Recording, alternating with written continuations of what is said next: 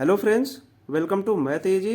Friends, यदि दो संकेंद्रित वृत्तों की त्रिज्याएं 4 सेंटीमीटर हैं और 5 सेंटीमीटर हैं तो एक वृत्त की प्रत्येक जीवा की लंबाई क्या होगी जो दूसरे वृत्त की स्पर्श रेखा है। तो आइए पहले हम फिगर के माध्यम से समझें कि संकेंद्रित वृत्त क्या होता है, उनकी त्रिज्याएं कैसे है और उसकी जीवा और उसकी स्पर्श रेखा। ठीक है, तो देखिए हमने दो वृत्त बनाया हुआ है, एक बड़ा वृत्त है और एक छोटा वृत्त है। इनके जो केंद्र हैं एक एक ही हैं। ठीक है, ओ केंद्र है। जब केंद्र एक होता है तो उसे हम सन केंद्रित वृत्त कहते हैं।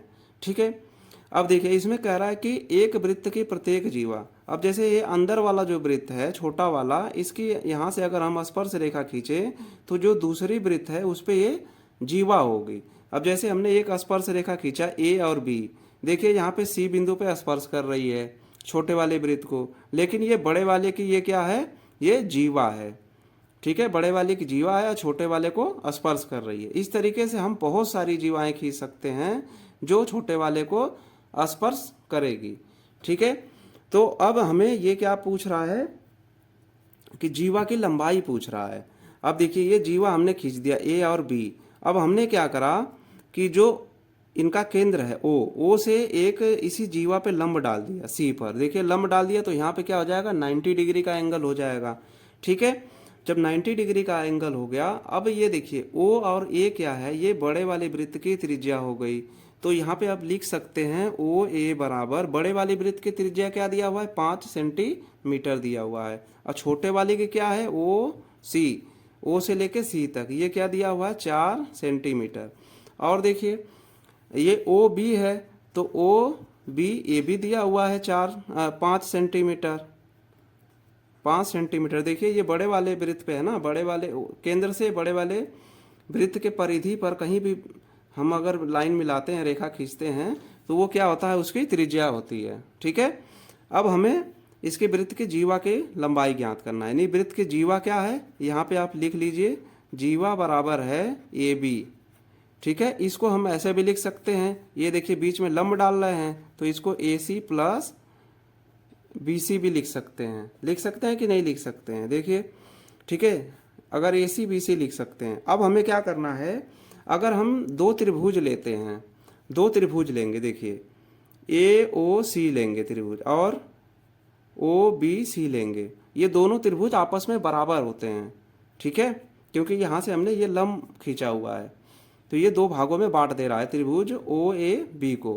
ठीक है, तो अगर ये समकोण त्रिभुज है, ये भी समकोण त्रिभुज है, तो समकोण त्रिभुज में क्या होता है कि जो कर्ण होता है इनका, कर्ण का स्क्वायर बराबर लंब का स्क्वायर प्लस आधार का स्क्वायर। ठीक है, तो यानी पाइथागोरस के प्रमेय से, तो पाइथागोरस प्रमेय लगाइए इसमें, तो ए ओ का स्क्वायर, तो ए ओ का स्क्वायर बराबर ए सी का स्क्वायर प्लस ओ सी का स्क्वायर। ठीक है, अब देखिए ए सी हमें मालूम नहीं है, जीवा की लंबाई का ये आधा है। ठीक है, देखिए यहाँ पे ए बी जीवा है तो उसका ए सी प्लस बी सी, तो यहाँ से अगर हम ए सी निकाल लें और इस वाले त्रिभुज से हम बी सी निकाल लें, दोनों को जोड़ दें तो हमें जीवा की लंबाई मिल जाएगी। ठीक है, तो आप यहाँ से ओ सी स्क्वायर बराबर क्या हो जाएगा, नहीं ए सी स्क्वायर बराबर, ठीक है, ए सी स्क्वायर बराबर हो जाएगा ए ओ का स्क्वायर माइनस ओ सी का स्क्वायर। ठीक है, तो ए ओ का वैल्यू क्या दिया हुआ है, ए ओ की वैल्यू देखिए दिया हुआ है ना, ए ओ की 5 सेंटीमीटर, ये 5 सेंटीमीटर है तो 5 का स्क्वायर कर लीजिए माइनस ओ सी, यानी ओ सी छोटे वाले वृत्त की त्रिज्या, तो ये 4 का स्क्वायर। अब यहाँ से सॉल्व करेंगे तो 5 पचे 25 माइनस 4 चौको 16, तो ये कितने बच जाएगा, तो यहाँ से हो जाएगा 9 बच जाएगा। तो यहाँ से हमें ए सी की वैल्यू क्या मिल जाएगी, ए सी स्क्वायर दिया हुआ था तो ए सी यानी कि वर्गमूल ले लेंगे, तो जब वर्गमूल लेंगे तो यहाँ पे 3 हो जाएगा। ठीक है, यानी यहाँ से हमें ए सी की वैल्यू मिल गई 3। अब आइए देखिए ये दोनों त्रिभुज बराबर हैं, ओ ए सी और ओ बी सी, तो अगर हम यहाँ डायरेक्ट भी लिख सकते हैं, यहाँ से इम्प्लाई दैट बी सी बराबर 3, ये भी लिख सकते हैं। ठीक है, आइए डिटेल में भी सीख लेते हैं कि सही हो रहा है कि नहीं हो रहा है। तो डिटेल में सीखने के लिए क्या करेंगे कि बी ओ का स्क्वायर बराबर बी सी का स्क्वायर प्लस ओ सी का स्क्वायर। अब यहाँ से हम बी सी को हमें ज्ञात करना है, तो BC का स्क्वायर बराबर BO का स्क्वायर माइनस OC का स्क्वायर। ठीक है, तो यहाँ पे BO क्या वैल्यू क्या दिया हुआ है, BO जो है बड़े वाले वृत्त की त्रिज्या है, तो बड़े वाले वृत्त की त्रिज्या 5 है, 5 का स्क्वायर कर दीजिए माइनस, और छोटे वाले की 4 है, तो 4 का स्क्वायर है। देखिए 5 पचे 25 माइनस 4 चौक को 16, यहाँ से 9 बच गया। ठीक है, 9 बच गया, यानी कि अब वर्गमूल ले लीजिए, तो BC बराबर क्या हो जाएगा, 3 हो गया।